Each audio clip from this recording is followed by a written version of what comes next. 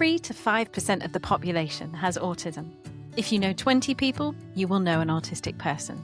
And there will be autistic people in your church or youth group. I'm Melanie Cave, and today I'm speaking with Dr Henna Cundill. She's a youth worker and ordained church leader who is a researcher for the Centre for Autism and Theology at Aberdeen University. Her PhD research and her latest book is on the intersection of autism and prayer. This is a fascinating conversation about neurodiversity, social anxiety, rules in church, faith formation, and how we can be a community where each person is not just welcome but really belongs. Thanks for joining us on the Roots for Churches podcast. Here we go. Welcome, Henna, to the Roots for Churches podcast. Really good to have you. Thank you. It's good to be here. So we are going to be talking about the book that you have recently released, and it's all about autism and prayer. Can you give me background of how did you get interested in this topic of faith intersecting with autism? Yeah, I mean, it was a bit of a confluence of events rather than one big reason. So I don't have a sort of like hero's narrative on it. A number of things came together kind of in 2018, 2019 for me, where I was looking to return to research and study with the university, where I was working at the time as a Christian youth worker, and I'd had a number of autistic young people either forming part of the youth groups or sessions that I was leading, or coming to me as in my capacity as school chaplain for one-to-one chats and things like that. And so I was sort of rapidly learning a lot more about this thing called autism and what it could mean for young people in particular at that phase. And then just at around that time in 2018, the University of Aberdeen launched the Centre for Autism and Theology, which is a research centre that focuses initially at that time just on autistic experience of Christian life and the church community. In fact, at that time it was called the Centre for the Study of Autism in the Christian Community or something like that. And then they've shortened their name in recent years to the Centre for Autism and Theology. And now, in fact, we have researchers at the centre who work on all areas of neurodiversity, OCD, ADHD, dyslexia, and autism. So whether or not there'll be another name change in the future, I don't know, to reflect all of that. The problem with the Centre for Autism and Neurodiversity Theology is it becomes abbreviated to CANT, which could be a problem. But all these things kind of came together for me just before the pandemic in a very convoluted way, which meant that suddenly at the start of the pandemic, I was also starting a doctoral project looking at how autistic people experience prayer. And how prayer could actually be a source of anxiety for autistic people and young people in their everyday lives. So that's where it all began, really. Wow. And I mean, prayer is so fundamental to the Christian experience, the Christian life, to have that fundamental way of conversing with God, connecting with God to cause you anxiety. That's a bind and confusing for church leaders who would probably think prayer is simple or straightforward. Yeah. So in your research, have you found a willingness in church leaders to look into this, or is that part of why you wanted to do the research, is because this would be totally baffling to most church leaders? That's a good question. I mean, it's funny, isn't it? Like, we say that we would think prayer is simple, and yet there are so many books on it, and we're so often teaching on it. We talk about it as if it's simple, but I wonder how much any of us really actually, well, we find it simple and difficult at the same time. And that's the paradox of prayer. It's, I mean, as I think it's Ashley Coxworth, a theologian who writes, it's as natural as breathing. It's just like breathing in that sense, in that often we're breathing all the time and we don't even think about it. And then suddenly you notice yourself breathing and you realize it's a very complex thing that one can stop and start and control and do different things with and change one's mood by doing. And, you know, actually there's a lot more to breathing than just breathing. And yet we do it unconsciously all the time. And I think prayer shares a number of those characteristics. So I haven't found an unwillingness amongst church leaders to look at the complexity of prayer and why everyday Christians, and particularly autistic everyday Christians, might actually not find it as simple as we tend to describe it as being. So before we deep dive into prayer, let's talk about autism. So definitely in our culture, there is rising awareness of autism. There are more and more diagnoses. I read an article recently that was sort of saying, like, why are there so many diagnoses? And the woman was saying, we have kind of changed the threshold of what counts. Whereas maybe 40, 50 years ago, the description or the sort of mental picture and more medically, the criteria for a diagnosis was far more extreme, perhaps non-verbal or just very life-limiting symptoms. That meant it really hard. And so, whereas now we see, quite a lot of young people and now adults being diagnosed with autism, ADHD, all sorts of neurodiversity, I think it's helpful because I do think people are getting more support. There's more awareness. But some people might be like, we're just making, I don't know, life difficult for ourselves. People have just got to get on. Now you're telling everybody that they're special, or will it create entitlement? I don't know.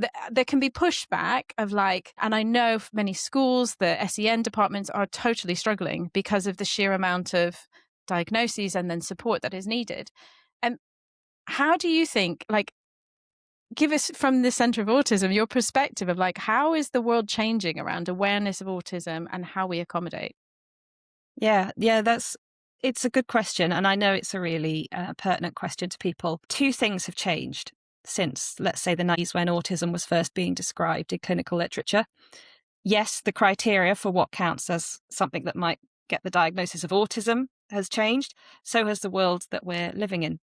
And it's a confluence of those two things changing that's going on that's leading to what looks like this sort of, well, it is a rise in diagnoses, but whether or not it's a rise in the number of people who had these kind of struggles and difficulties, I would say probably this cohort of people have always been part of our human kind of community, our diversity.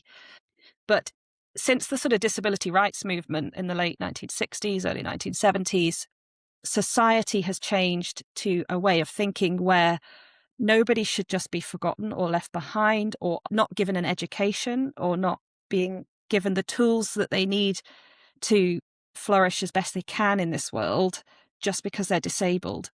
So I think sort of prior to that, certain people, they were there, but they were just left. It was the dunce at school or the person that never even attended school or, didn't become able to be employed, were maybe supported by the family through their life, or struggled their way through life, never really achieving their potential because it wasn't recognized that the kind of things that were barriers to them didn't need to be barriers and could be addressed. Yeah. So we've created a society where we're a lot more alert to what are the barriers to somebody accessing full-time education and, accessing the world of work, living a fulfilled life, being able to live independently if that's what they want to do, those kind of things.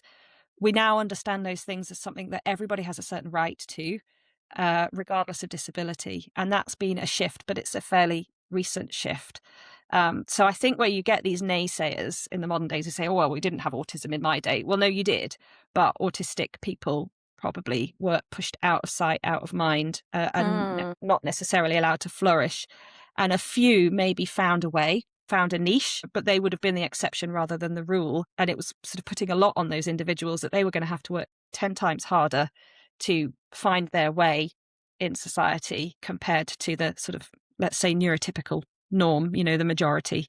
So I think that's probably what's shifted. That's really helpful. What's the prevalence of, say, autism? Now we talked about the changing thresholds for diagnosis. Yeah. But like, is it as common as left-handedness? Is it that ubiquitous? Is it like more in certain parts of the world? Or would you just say across the general demographic, this many people are likely to be it? Okay, that is a tricky one. Statistics on these things are tricky. I don't know about as common as left-handedness is a good question, and I couldn't answer that. Again, it would depend whose measure you were taking, but I think the sort of World Health Organization, generally accepted measure for Western countries, so the UK, if we're looking at this particular context, would be somewhere between 3 and 5%. That's diagnosed. Obviously, there will be undiagnosed autistic people, and there will be people with a number of autistic traits that might never meet what we call the threshold for a diagnosis, but nevertheless would still benefit from the same accommodations and supports that we make for somebody who does have the label, the badge, the diagnosis of being autistic. So it could be higher, but we usually say about 3 to 5%, about 5% for ADHD as well. And is there overlap between that 3 and 5%? Almost certainly, yeah. A dual diagnosis of autism and ADHD is becoming more and more common. And actually, the direction of travel of research at the moment is looking at whether or not those two conditions are two sides of the same coin, and perhaps even dyslexia too, whether we're actually dealing with kind of one whole entity there rather than three very distinct diagnoses. So there are different characteristics common to each, but there's also quite a lot of commonality and overlap. So it's only recently being kind of investigated, the fact that dyslexic people have sensory differences in the same way that autistic people often have. So then you start to say, well, okay, actually, are dyslexia and autism related in some way?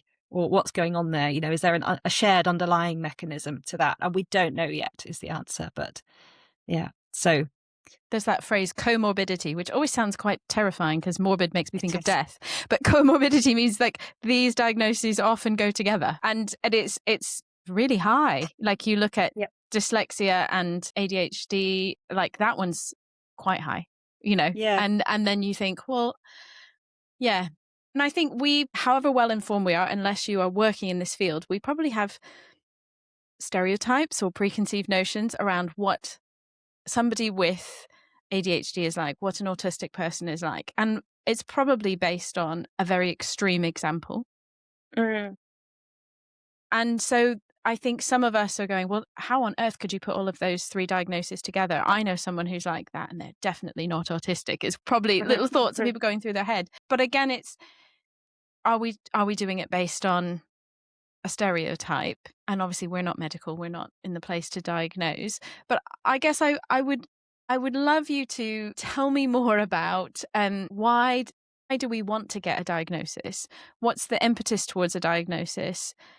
So many people are getting diagnosed. Is it predominantly so they can get support?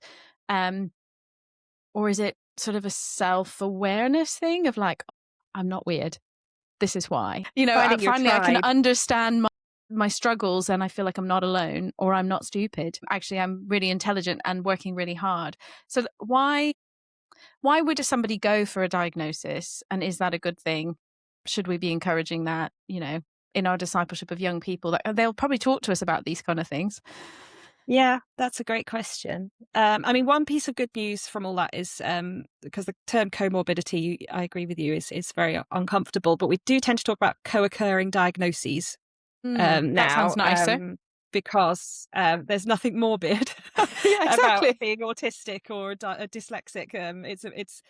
So the sort of way we're using language in that way has changed. I mean, you have to think what a diagnosis can be one of two things, really. One is that it's the sort of entry ticket to support and accommodations that will help level the playing field between person A, person B, person C. So if you're putting, let's say, sort of three children in the same classroom and one has an extreme noise sensitivity that's going to impact their ability to learn.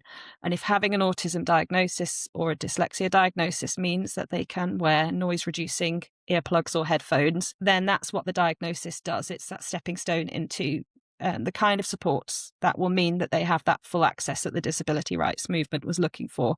So that's great. But for a lot of people, it does this second thing, which is not wrong, of an identity. And as you say, like an explanation of I'm not weird, kind of thing that there's sort of, in my own research interviews for my doctorate, when I asked people to tell me about their autism diagnosis, almost every single participant began with the words, I always knew I was different. And then they tell the story of how they came to be diagnosed. So in that respect, it can do quite a valuable thing in helping people to find like-minded people, a tribe of people, you know, a place where they're not the different one. When we get all the researchers together at the Centre for Autism and Theology, most of them are neurodivergent in one way or another. And you would imagine that would be an appealing area of research. Yeah. So sometimes with co-occurring diagnoses as well. And so sometimes, you know, the joke is that in the room, I will be the neurodivergent person because I'm the only person that doesn't have a diagnosis of, you know, this or that or the other. Yeah. So as the neurotypical person in wider society, I then become the neurodivergent person in a room full of also divergent people. So it's, so there's something sometimes for people about just finding a group or an identity to belong to. And that's not wrong. I think from a pastoral point of view, if we think that perhaps a young person is trying to push themselves towards a neurodivergent diagnosis that they maybe don't need, or that is maybe an overstatement of some of their struggles. And you do see that. I think we need to be honest about that, people do an online quiz on social media and then they decide that they must be autistic because of this quiz said so. I think as pastors and youth leaders, we do sometimes need to be asking, is that actually just coming from a different place of that normal teenage phase of feeling a bit, where do I fit in the social world? And is actually sort of taking up a lot of time and putting a lot of mental energy into pursuing a neurodivergence diagnosis not going to be helpful? Is it actually answering the wrong question for that young person? But we do need to be very careful with that because we're not practitioners, and it's not up to us to decide based on our stereotypes, as you say, if somebody is or isn't autistic or has ADHD or whatever. There's a lot of young people who don't immediately present as stereotypically autistic or neurodivergent in some way, purely because they've been masking symptoms for a very long time and exerting a huge amount of effort to fit in and copy what everybody else around is doing, even if it doesn't feel like the way they want to be in the world. So we need to be careful about thinking we know better than that young person what's going on the inside. But these are the right questions to be asking, I suppose, is what we're trying to say there. And that masking thing might lead into our conversation about prayer, because you have young people and adults who are good at reading the room and going, this is what I need to do to fit in. I need to sit quietly, even though I want to wiggle. I need to not interrupt, even though I would quite like to. I need to sort of, grit my teeth and survive the sensory input in the room that is driving me slightly nuts. And that requires a huge amount of emotional, mental effort to do that. But if you're in a church setting, you're also trying to read, and there's a social aspect of this. What is expected of me? How do I interact? I find all of this a little bit confusing or whatever. I'm going to use a script. I'm going to follow the rules. Some of my autistic friends are very good at following rules kind of to get through, to navigate social situations. And they, on the surface, can look quite competent and capable. And then you have a conversation, you realize quite how much it's taken of them. And if something goes off on a tangent in a spontaneous way, they are totally derailed because that's not in the script, as it were. And I feel like church can, on some levels, be very easy to follow the script. Like, most churches are kind of creatures of habit. The same sort of things happen. So on some level, that can be really helpful because it's predictable. But that rule following thing, I think that's part of what comes out in your conversation about prayer, of like trying to get it right, trying to do the right thing by God and by others and do what's expected. And that can be crippling in a relationship with God, as it were, because you're just trying so hard. So how do you think, well, maybe back up a little bit and say, why is there a struggle for autistic people and prayer? What's the crux of that problem? Yeah, that's great. And I mean, in some ways, I like how you talk about churches as rule-based places.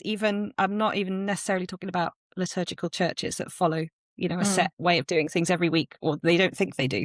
Yes. but they do. Probably it's still even the Baptist churches that don't follow a lectionary liturgy, they do the same thing in the same order. It's just a liturgy that's not written down. Exactly. But in this respect, I think Christians more broadly, across neurotypes, have perhaps a particular gift of insight into what it can feel like for an autistic person, because we do this unconscious thing of creating rules with entirely good intentions. Like it's this attempt to show agape love and to be a community and to be different from the world around us. But so often the way we do that is to make recourse to rules, because otherwise we're just trying to improvise in a way that feels very countercultural to the world that we live in. So it's not easy to do.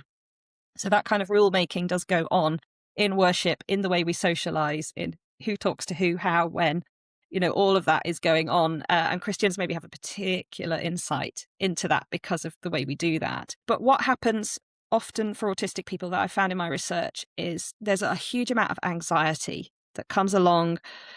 It comes into prayer, but really it's coming on the vehicle of church life and trying to be part of a Christian community. Because as you say, they're always reading the room. What are the rules? What's the social script that I need to follow here?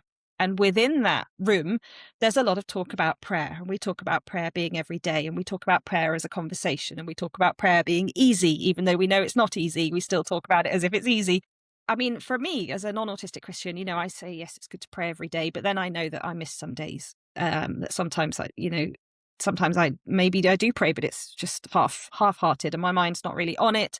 Or another day, life takes over. Obviously, when my kids were tiny, what was a day even? When did one start and the next one end? But I would probably still have unconsciously used my social script of talking about praying every day as if it's simple, as if it's a good thing, as if it's essential. And as if you're doing it, you know? And as if I'm doing it, yeah. If you're going to take you literally, of course she's so prayerful. That's it. And then so there's something within the autistic mindset for a lot of autistic people that then niggles. It's like cognitive dissonance.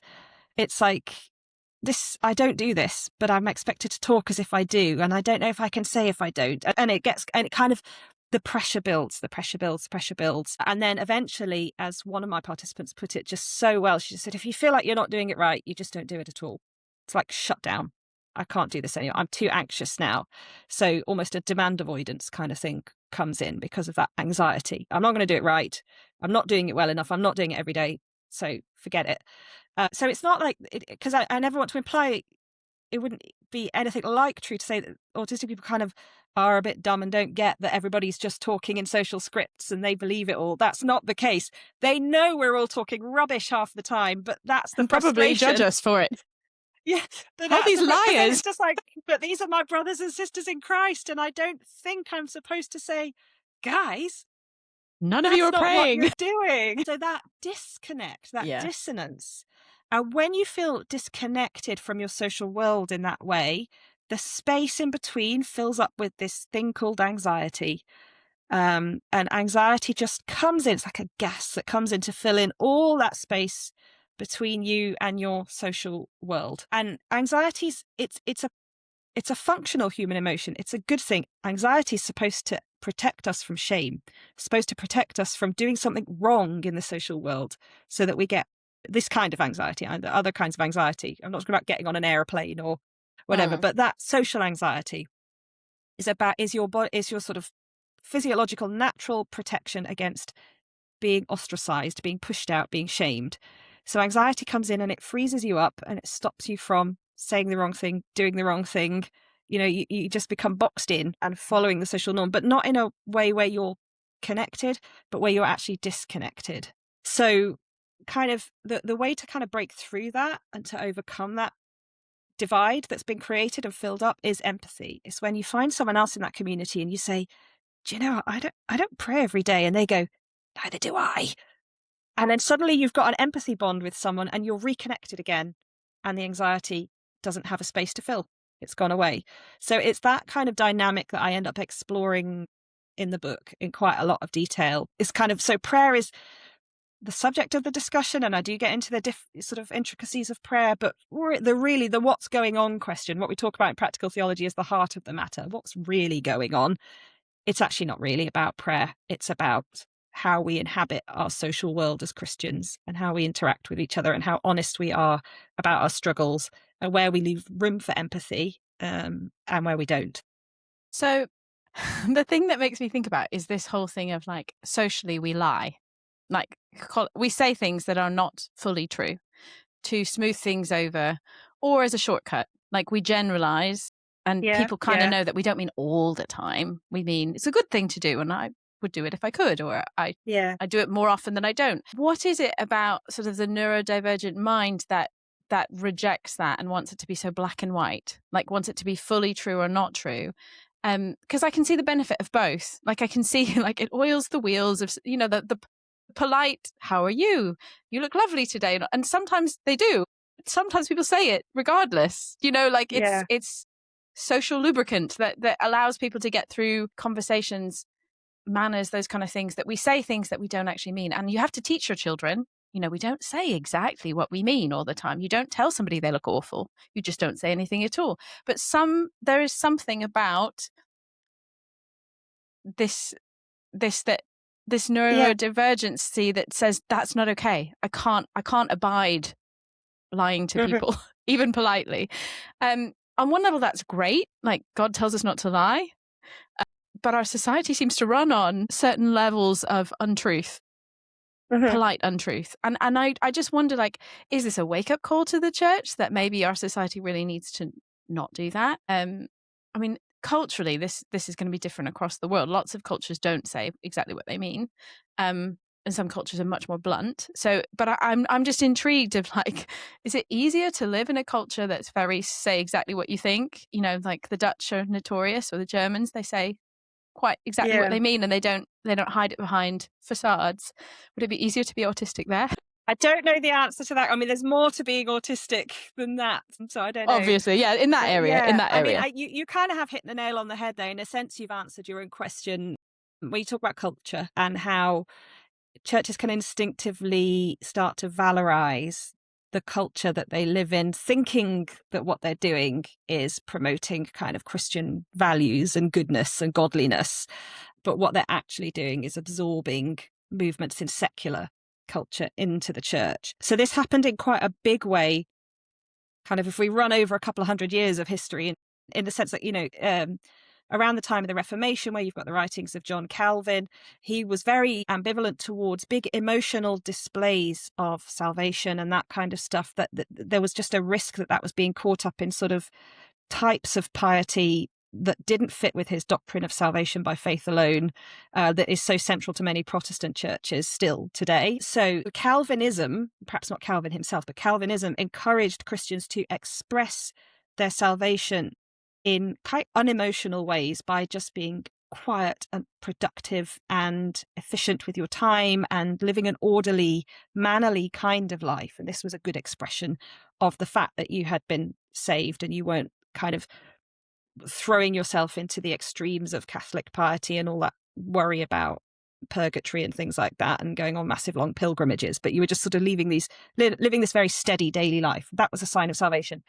Great, fine. That then got absorbed into capitalism and the reification of the economically productive person who has a strict daily routine, you know, who's just very mechanical, almost productive, mechanical, regular, Not much emotional display.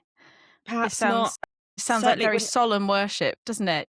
Yeah, certainly wouldn't affect your work every day in capitalism. You know, I mean, the worker who comes in and gives the same every day, regardless of how they're feeling, kind of thing, and that becomes kind of reified. It makes a lot of money. It's really, really good. So capitalism said, yes, we'll have Calvinism. This works nicely. And then what's happened now is we've got a society that unconsciously thinks that that's the right way to be, without question.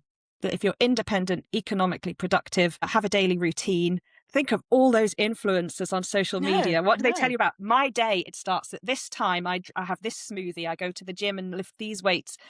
Everyday routine, rigor. Somehow this has become reified. This is a good way to be.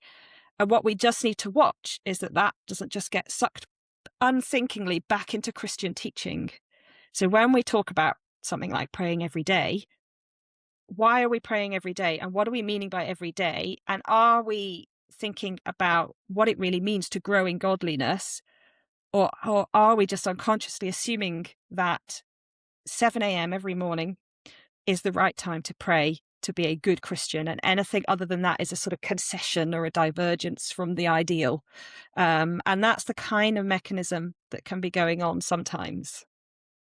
This is so much more evidence that we need so much diversity in our theology. I can't say the word now. Theologians, and in cultural, you know, like if you brought a whole bunch of, I don't know, passionate Latinos into worship, you know, from a more, I don't know, charismatic or charismatic Catholic even background, you are going to get so much more expression, but there's still relationship with God, and we can learn from that, and we can see, oh, God does solemn and efficient, and God also does expressive and is on his own time schedule, and that's God too, you know? And so, as you say, like we honor certain things in our culture and Christianize them.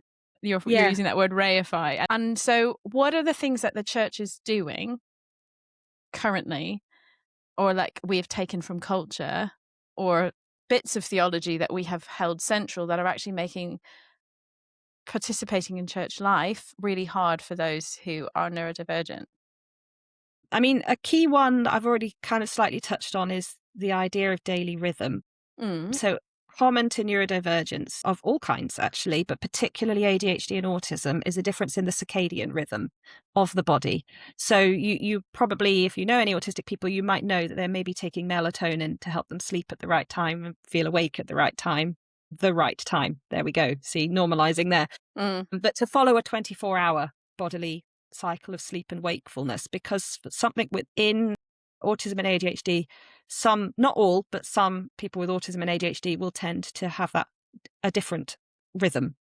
So, and particularly I can think of one of the young people I was working with was struggling with school attendance and was being, classed as kind of a school refuser, which is just the most nonsense term because that was by no means what was going on for her.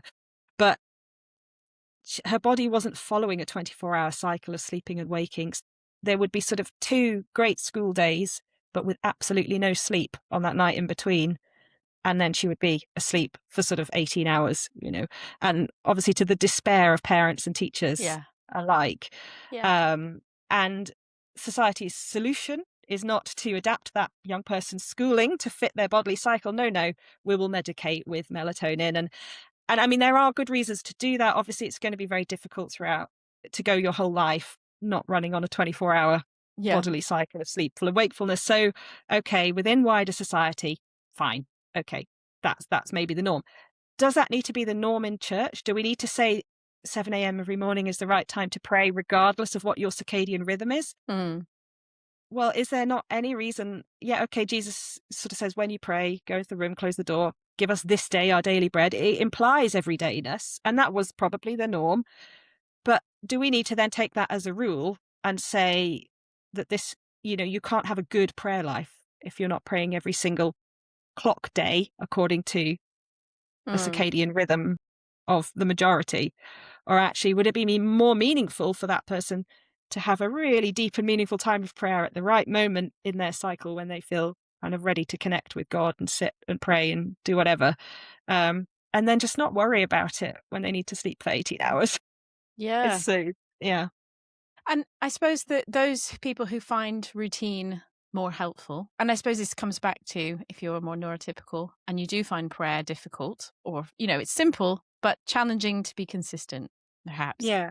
Most of us think, well, the best way to be consistent is to create a routine. And then I turn up, whether I feel like it or not, and I do it. And then I find that, 5-10 minutes in, oh, this is really good. I'm appreciating. It's like the gym. Nobody really wants to go to the gym, but once you get there, you feel great. So we give advice for what works for us, but we worry that if we say, oh, I'll just do it whenever you want to, that the default will be, well, then never. And how do we bring spiritual formation to those whose patterns are so different to ours? I mean, I think some of this just comes down to the same way. It's not really a neurodivergence question. It's the same way any of us work with our own reluctance to sometimes do the things that are good for us. And what works for one person doesn't necessarily work for another. So obviously my current research is now in ADHD. And one of my ADHDers said for him, accountability is key. So that works for him. When accountability isn't pressure and isn't being forced to conform, but is actually just companionship, then that's really effective. And I think probably a lot of us would find that to be the case. So that's a key way in, is same with going to the gym or, going for a run. I know I'm going to show up if I'm meeting my friend who meets me at the end of the road to go for the run. If my friend texts and says I'm not feeling right, probably I'm not going to go either. It's that kind of, that you can, stacking that with somebody else is going to make a difference. But there's nothing particular to neurodivergence there. It's just that's, how humans operate. I think, but giving people the flexibility to know what works for them and not have things imposed upon is probably at the heart of that. So, yeah, I think you've said it in a way. We can't assume that what works for us necessarily works for another person. We wouldn't necessarily assume that for a non-neurodivergent person. So why would we assume that for a neurodivergent person? Yeah. Yeah. And are there other areas, like as you were doing the research around prayer, did other stuff come up that you thought, oh, actually, this is a problem as well? Other sort of rule things that churches do, or just settings in churches that are really problematic? It varies hugely from church to church. I think it's interesting. So again, I'm going to pivot to my current research because I feel like with the project I'm doing at the moment on ADHD, I've uncovered something that would have been would have been helpful as well when I was doing the autism project a few years ago. So it's a very different kind of research that I'm doing now, in terms of I'm using more statistical methods and more surveying, which I didn't do with the Autism Project. I worked with individuals to build up phenomenological accounts, as we call it. So really detailed personal accounts. Now I'm working a little bit more with surveys and looking at what predicts what in terms of outcomes for people in discipleship. So I'm looking at discipleship more broadly. So within that, I've got this sort of set of statements that people are ranking in relation to each other. And one is, I feel kind of, loved and accepted by God, just how I am for who I am. It's that I'm doing fine with God statement, basically. And the biggest predictor of whether people or not agree with that, whether or not people feel they're doing fine with God, is almost always predicted by how they feel about their relationship to their church community.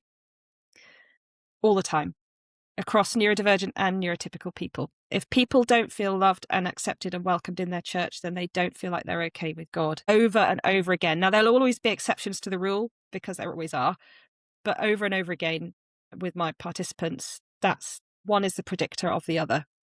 And I'm kind of pondering that, because it could go two ways. It could be that if somebody feels fine with God, then they feel fine in their church community.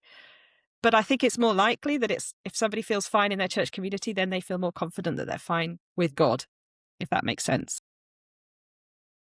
And is that about, I loved how you described anxiety filling the gap, the social gap thing. So is that perhaps that our relationship with God is somewhat measured by how anxious we feel? Like, one of the indicators of how we know we're good with God is we feel the peace of God. Anxiety to me is very much not feeling peace. And so that social anxiety piece, if that is happening for you every time you get around church, and that you would project it, wouldn't you? I'm in a place that's supposed to be about God and I feel suddenly anxious. I think even the healthiest of us would find that hard to parse out which of this is me feeling socially anxious and what if this is about God. But so what is it? What can we do to help people feel loved, accepted, connected, when sort of the society in general makes them feel different and other and have to mask and try hard? It just feels like it's a bind, and none of us would want that to happen to our family member, our friends, but we're probably unconsciously doing it just by how we do church. How can we help? Yes. I mean, I guess it starts with friendship, and that sounds so twee. So simple, too simple almost, but it does start. That's why, for example, at the Centre for Autism and Theology, we get asked over and over again, like, can we produce a checklist for churches for being more, neurodivergence friendly, or can we do something like accreditation for churches, just like you can get accreditation for other things. And we've resisted doing that, and I think we will continue to resist doing that, because nothing replaces person-to-person connection, and certainly in churches, it's not about checklists. As soon as it is about checklists, then what are we even doing? What even kind of a community is this? So okay, you have your fire safety checklist and you have your kind of health and safety checklist, but you don't have your welcoming person checklist. That's not how welcome works, and that's not how acceptance works. I'm intrigued. You talk about anxiety and the peace of God as opposites, and I would agree with that, and I like that. So when you look at the word anxiety in Scripture, and particularly in the New Testament, particularly in Philippians, where you have that, do not be anxious about everything, but pray about everything. Do not be anxious. And it's like, okay, I'll stop, shall I? Yeah. So you've got that word there, merimna, and it's the same word that you also get in Matthew's Gospel when Jesus says, don't be anxious. Look at the lilies of the field and the birds of the air. Don't be anxious. Don't be worrying. Now in Matthew, Jesus is talking, he's just said, do not have your attention divided between God and money. You can't serve two masters. So it's this idea of divided attention. And that's what the word merimna is doing there. It's talking about dividing one's attention, scanning. I've got my attention here. I'm distracted. It's that kind of anxiety. It's interesting. Jesus doesn't think that the sparrows have that anxiety, because they look quite busy to us. But he's birds are quite anxious, I think. They do look quite, but apparently not. Jesus, just in his illustration at least. And in Philippians, Paul's talking to a community that are all at war with each other and dissent and strifing and having rows and all in a state of disagreement. And in that context, he's saying, do not have your attention divided. It's about not dividing up into factions and being everybody in their own little groups and who trusts who. And you get that you can feel that social anxiety. Who's on my side? who thinks this and who thinks that? And where churches can get like that so easily, any human community can, every workplace, every school playground. So then Paul says, but let the peace of God, that's and that word peace there, eirene, is unity. It's the word for oneness, wholeness, the coming back together, the weaving back together of threads that have been sort of disconnected. So if you've got a friend called Irene, that's the idea. The one who weaves it all back together again as the antithesis to anxiety. So if we kind of just take that to maybe you're an autistic person coming into the church coffee hall or at the start of the service or something, and we want to feel that social anxiety, then we're feeling that division of attention. What's the sensory environment going to be like? Who do I go to talk to? Does it matter where I sit? Who am I going to talk to at coffee time? Is it going to be too loud? Are there going to be unpredictable things happening that I'm not sure about? You can feel that the attention jumping about, divided there. And we need to be thinking then, as people who are maybe not anxious in that setting, okay, what can I do to just weave this person in to the flow of what's going on here? Because that's where the peace is just knowing that you're part of something that is bound together and is flowing and is moving as a oneness. So hopefully that's a little bit helpful. It's not a checklist and it's not easy, but sort of at the heart of it is that human connection between the individuals in a room and an understanding of how everyone fits together and weaves together. It's relational attachment, isn't it? It's like attachment theory stuff. It's Yes, like when you you could call feel a it that way. secure attachment, your anxiety goes. And so it's like, do I belong truly? Or am I just playing the role? Am I just navigating this space, trying to get through it? If you feel like you belong, you want to stay and you can relax. And it's like, it's just relational warmth and being good friends, good neighbors to people, isn't it? So stuff that church is actually quite good at doing anyway. Maybe we've made it too complicated. Yeah. I think another thing we do at church as well is we equate regular attendance, weekly attendance with commitment. But for a neurodivergent person, particularly with sensory or social differences and anxieties, weekly attendance can be a very, very demanding thing to place on them. So not assuming that because somebody only comes every now and then, they're not committed and don't want to be part of the community is key as well. It's just recognizing that what that behavior means to us might not be what that behavior is intended to express. That person may only be able to steel themselves to come to church every now and then. And that certainly a lot of my research participants commented on that. It's like, I know I've got to go to school or work on Monday, so I have to make a decision on whether to spend that social and psychological energy on Sunday, and I just can't do it every week. But it was a frustration for them that was often read without them ever being asked, was read as being uncommitted to their Christian journey or their Christian community. And churches will, especially if you've got young people, if you've got a parent who's advocating on behalf of a young person, and they will say, because we talk about how can we include, how can we make accommodations. And I think churches sort of see these requests for accommodations and get a bit intimidated. And, this person's wearing ear defenders over here and they are finding it too noisy. Oh no, we need to turn our music down. We can't use the organ, it's too loud. Yeah. But these people come to church because they want this. Now, we can take this conversation. Most churches have this conversation between the older people and the younger people. Anyway, the younger people want the drums and the older people want the hymns, and they have that disagreement. So this idea of competing preferences probably rather than needs. And part of what we have to do as church is learn how to navigate. That's society, isn't it? There are competing preferences and competing needs, and we have to work out how to live with each other. But there is often quite a bit of conflict in churches around whose voice gets heard, whose preference gets dealt with. And I think churches can then feel anxious about having people with these kind of sensory needs or these accommodations needed. Well, we should do it, but then I'm going to upset other people. Mm-hmm. How are churches meant to navigate that sort of conundrum?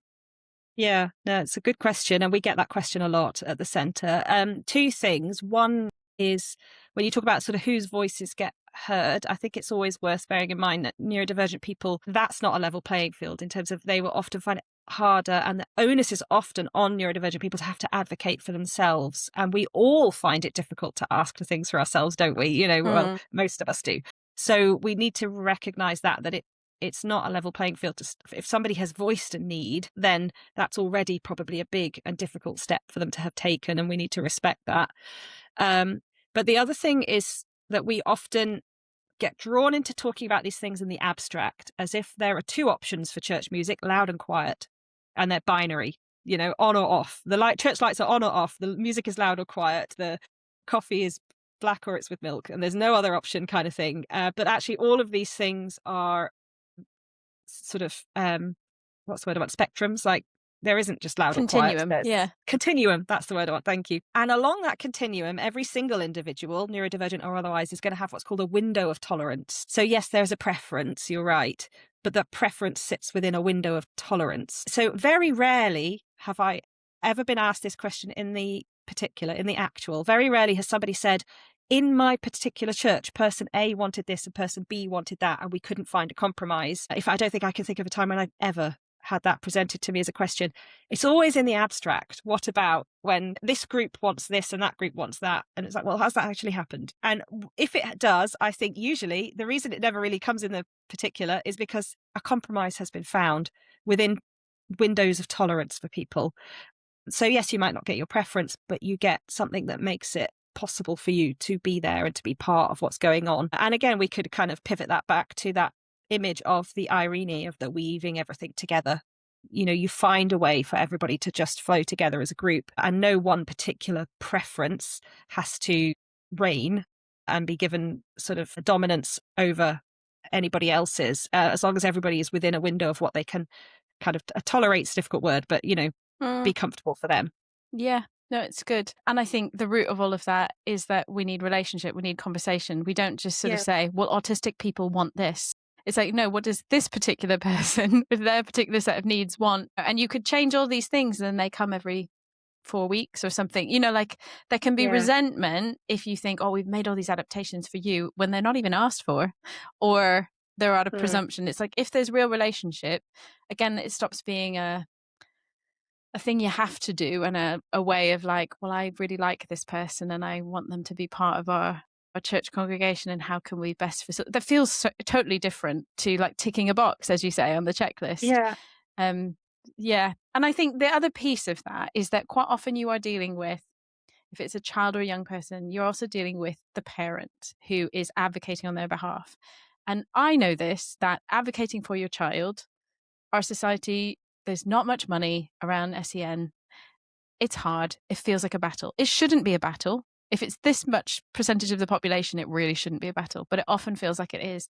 And so if the young person advocates for themselves, great, but quite often you will get the wounded parent who's battled, who then says, oh, church isn't helping either, and you're supposed to love Jesus. So sometimes we just have to see that what presents is somebody who's battled this all week and has been on the receiving end of, their child's exhaustion from school or whatever else they're involved in. And they're like, and now church is hard as well.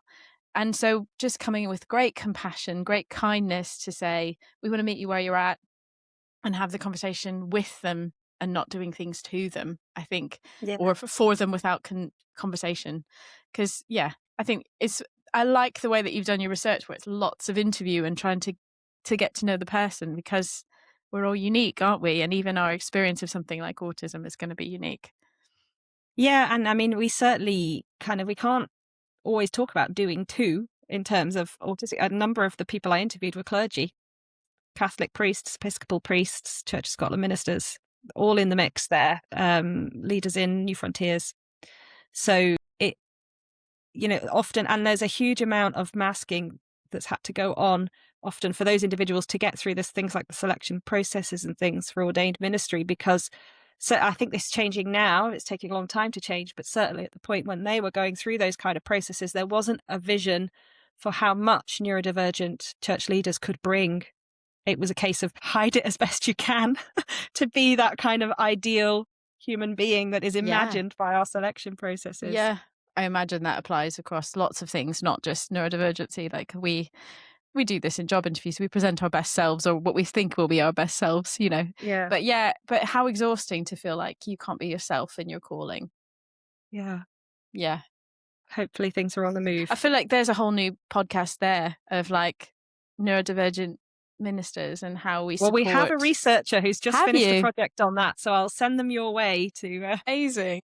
Amazing, because again, it will be probably quite a high proportion of people that this will impact. And tell people about your book and how they can get a hold of it. Okay, it's called Praying by the Rules, What Autistic People Teach the Church About Prayer, and it's available through SCM Press. Yeah. Right. I'll put links in the show notes. I know you don't like to self-promote, but I just think the stuff that you're doing is so helpful and it is a high felt need. When we do a subscriber survey, a lot of people say, what do we do about autism? How do we, because there is a desire to step in, a desire to be effective and helpful, but we just need more understanding. So I'm sure your research will help lots of churches. So thank you. Can I add one more thing then as well in that, because I know that a lot of practitioners are very busy and maybe won't sit down to read a whole book about autism and prayer, much as I wish that everybody would read my lovely book. But on the Centre for Autism and Theology website at the University of Aberdeen, you can download short form research reports on all our projects. So there's short form reports there about research we've done into dyslexia, ADHD, autism, and all these things. And those are aimed at clergy and Christian practitioners. Those are sometimes a better way in for people if they don't have time to sit and read a whole book. Amazing. Well, we'll put links to all of that in the show notes so people can find it. That's really helpful. Thank you so much, Henna. Great. No, it's great to be here. Thanks very much. At Roots, we know that autism and neurodiversity are important to church leaders. In our annual survey of subscribers, you asked us, how can we better support and include people with neurodiversity in our churches? And so we've published a number of articles with training on these topics over the last few years. But it's not just about raising awareness in leaders. We are committed to creating weekly resources that facilitate connection and belonging in ways that are engaging from the oldest to the youngest, with a huge variety of educational and sensory needs and preferences. We've been leaning into the latest research and expertise from consultants in the field who are helping us to make our resources even more helpful for diverse sensory needs. Head to the show notes for links to Henna's book, the Centre for Autism and Theology's short reports, and also Roots articles on autism, ADHD, trauma-informed practice, inclusive language around disability, and supporting emotional school avoidance. At Roots, we believe great church transforms lives and communities, and Roots is here to resource you as you lead that great church. GREAT is an acronym for our values, church that's growing, relevant, engaging, authentic, and together. We have weekly resources for Sundays, including songs, preaching, intergenerational services, outreach, children, youth and under 5 sessions, and articles to equip you as you lead, teach and nurture faith. We are an ecumenical charity and we partner with the Church of England, the Methodist, the United Reformed Church, the Sunday School Council of Wales, Churches Together in Britain and Ireland, the Christian Education Movement, the Church of Ireland, the Uniting Church in Australia and the Baptist Union of Great Britain. Head to rootsforchurches.com to find out more and take out a free trial. If you found this episode helpful, please subscribe, share it with your friends and your network, leave us a review so that others can find it. Together, we can grow.